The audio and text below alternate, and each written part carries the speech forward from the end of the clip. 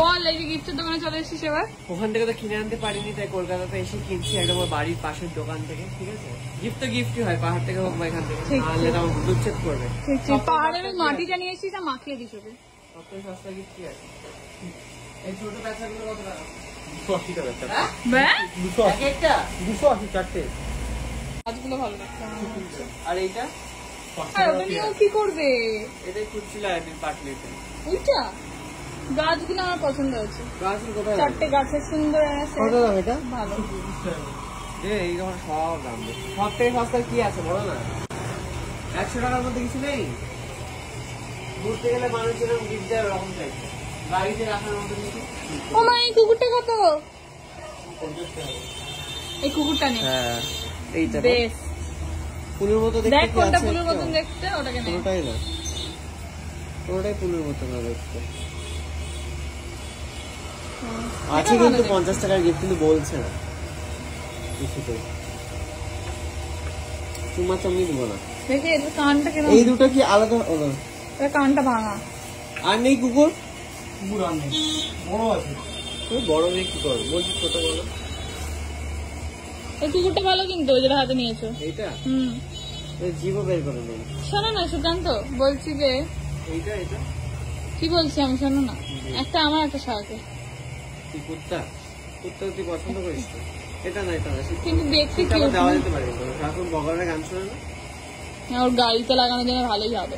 তো এই গরমের মধ্যেও সিঁড়ি চড়ে আমরা এসে গেছি ওর বাড়িতে। আপনাগুলো দান থেকে রেখেছে, চেষ্টা করছে। ও খবর দিয়ে দিয়েছে,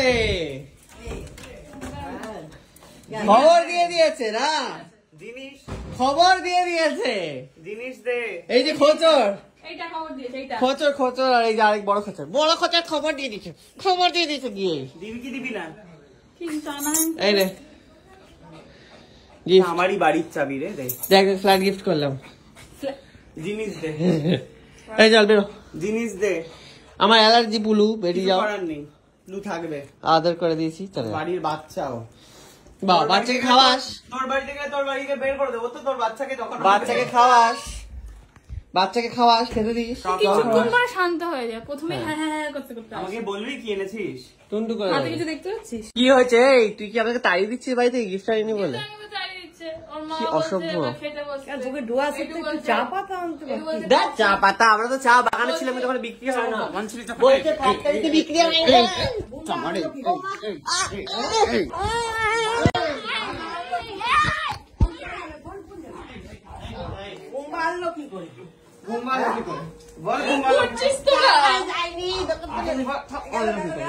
ডাকছে কিন্তু। ঠিক আছে ঠিক আছে, এনে এনে এনে এনে ভালো ছেলে, টুকু বাহ এনেছে। অযোধ্যার শিব ঠাকুর এনেছে মা, দেখে বুঝে গেল অযোধ্যার শিব ঠাকুর। আর ছোট ছিল না কেন গাড়িতে কত? গাড়িটা আর কত বড় লাগাবি? আর ছোট এইটুকু মিনিয়েচার ছিল না কেন রে? সুন্দর গাড়িতে বসে থাকবে সারাক্ষণ। ঠিক আছে, আমি ওকে বলেছি শাহকে যেন গিফট দিতে দেবে, শাহেক বাড়িতে ঢুকতে দেবে না, তো নিচ্ছিল না কিন্তু বলছে না আমাকে বেকার মারটা খেলি, বেকার মার খেলি তুই। ব্যাস আমাদের মার জন্য চা পাতা নেই কেন? বলো এবারে মাকে উত্তর দাও।